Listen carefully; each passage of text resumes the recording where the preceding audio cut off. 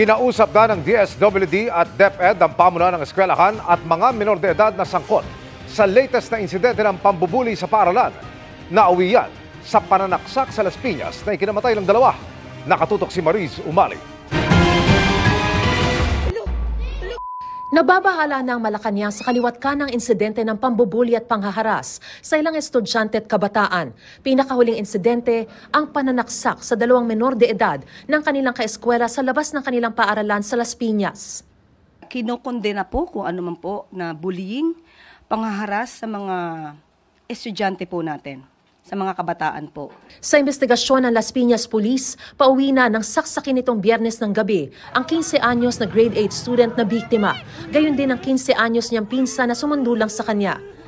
Edad 14, 15 at 16 lang ang mga nasa likod umano ng pananaksak.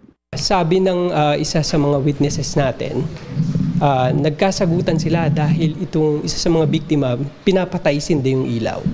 Nagkaroon sila ng hamunan. According dito sa mga nakakita, inatake sila at inabangan. Itinuturing na Children in Conflict with the Law o CICL ang mga nasa likod umano ng pananaksak. Sa pamamagitan ng direktiba ni Pangulong Bongbong Marcos, nagsagawa na raw ng agarang aksyon ang mga ahensya ng ating pamahalaan, partikular ang DSWD at DepEd para tugunan ang insidenteng ito.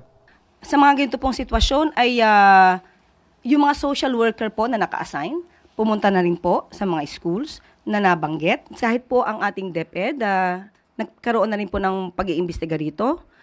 Especially po yung tungkol sa nangyari sa Las Piñas. Isinuko ng mga magulang sa mga otoridad ang tatlong CICL na nasa pangangasiwa na ng Bahay Pag-asa. Pag-iigtingin naman ng Las Piñas City Police ang police visibility sa mga paaralan.